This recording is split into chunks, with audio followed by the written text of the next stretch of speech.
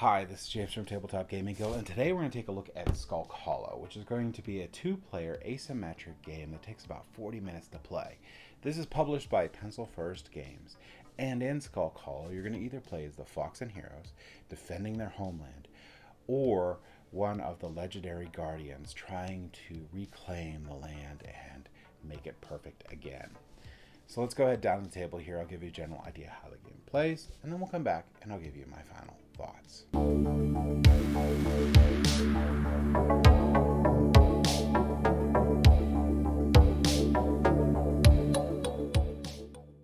Alright, so this is Skulk Hollow, and this is what a two-player setup of the game would look like. This is a two-player duel game with asymmetric powers. Now, if you're playing the side of the Guardian, you have several different Guardians you can pick from.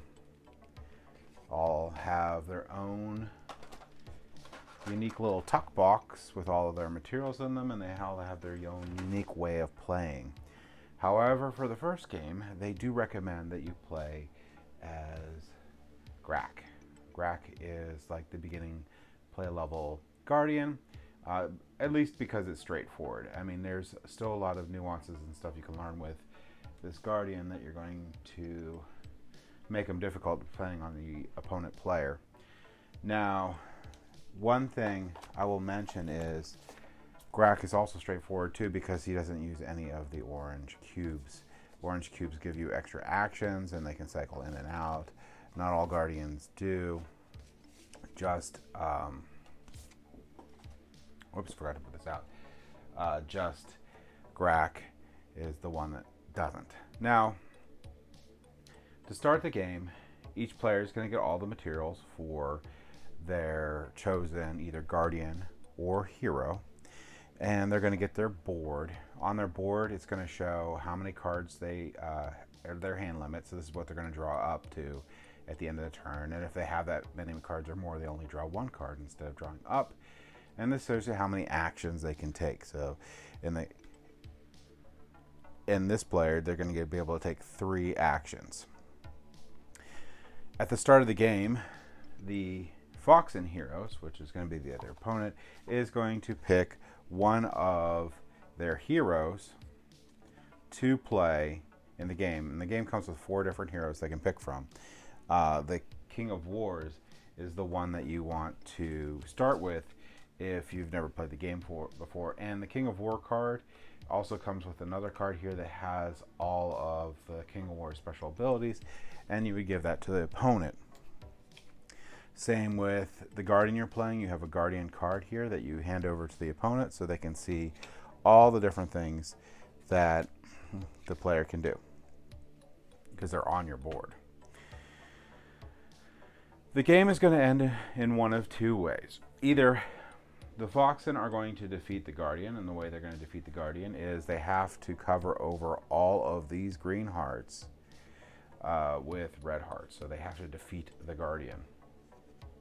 The Guardian can win in 2 different ways. The Guardian can either defeat the King, this guy right here, and automatically win, or every single Guardian has a unique secondary goal. So this secondary goal for Grak is eliminate 8 hero units. If Grak ever eliminates 8 hero units, that player immediately wins the game.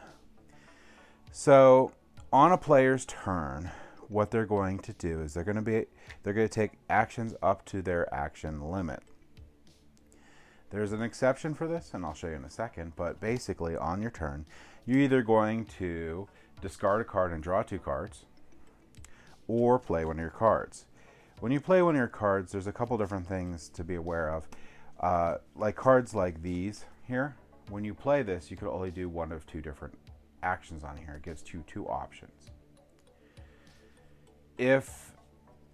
Or you could play down another hero. So I could play the Knight. So the Knight would pop out by the castle, and I would have another character. You would look over at your reserve of these little guys and find the matching one and place them on the board.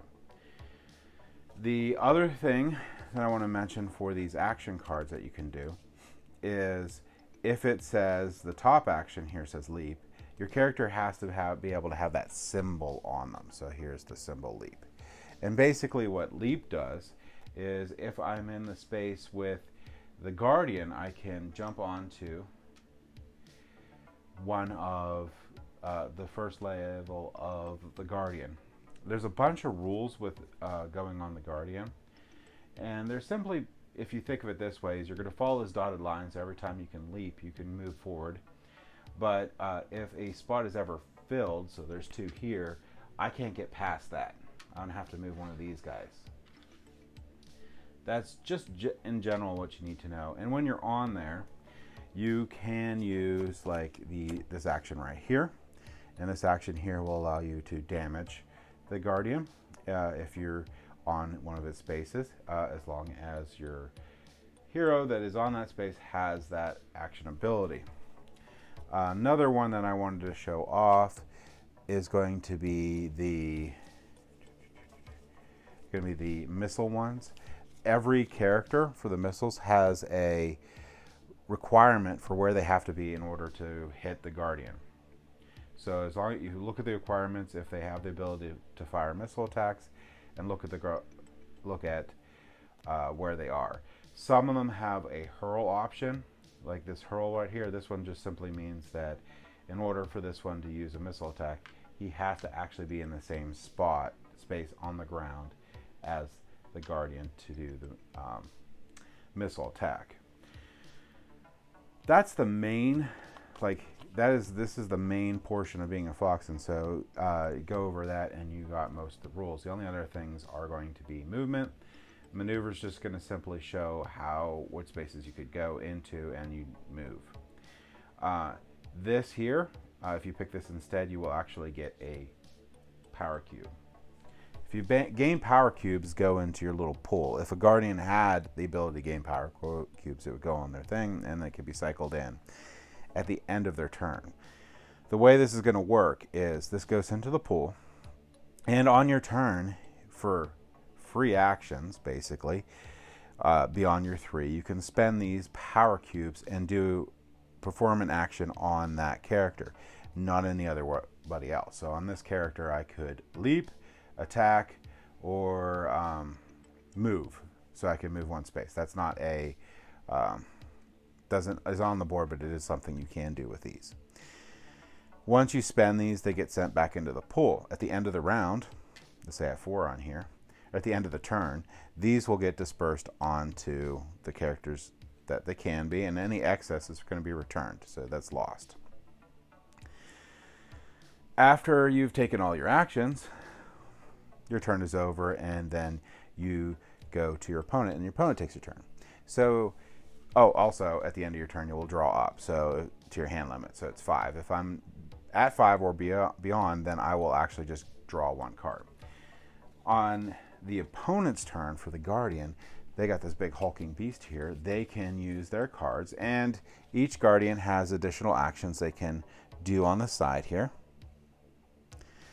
And you'll want to look at these. So I can do up to 2 actions, and they're on here. And some things you have to remind yourself on here every once in a while is this one here is if I have my 9 or more wounds on there, I may take an additional action, so don't forget about these. But these are the actions that this Guardian can take, and they're different per Guardian, except for I believe all of them have repair, which is to simply discard 1 card and draw 2. If any of these areas on the Guardian are completely damaged, that Guardian loses the ability to perform that action. These actions that are on here are all on these cards. And again, when you play these cards, you have 2 different options. So I can move, or I can perform the swing action. I can move or perform the gaze action. This one here, I can just move in any direction, diagonally or whatever. So basically, or choose any action. That's basically it. So I will do my 2 actions. I will draw back up, or I'll draw 1 card if I have that many cards in my hand.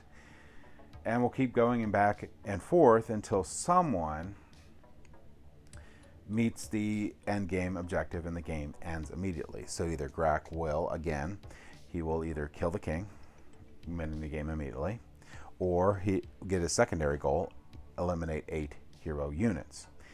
The Foxen heroes are completely straightforward. The only way they're going to win is completely disable the Guardian. So they have to take out every single heart on the Guardian. That's it. Really fun 2-player game. Let's go ahead back up to the table here and I'll give you my final thoughts on Skulk Hollow. I really like Skulk Hollow. This is an amazing game. This is probably going to be one of my favorite 2-player games ever. This game here, I really love how asymmetric the Foxen are compared to the Guardians, and I really like how many different Guardians, and there are 4 different Guardians you can pick from, and how different they are and how asymmetric they are. So you can do a lot of switching back and forth. There's different heroes you can pick for the Foxen, which is amazing and awesome. There's a ton of replayability in the game, and there's a ton of strategic thought throughout the game.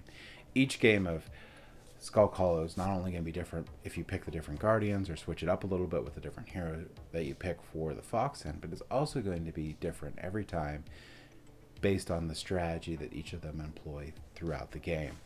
I really enjoy this game, and I really think that if you're looking for a two-player combat game, you really want to check out Skulk Hollow. That's my thoughts on it. Thank you for watching.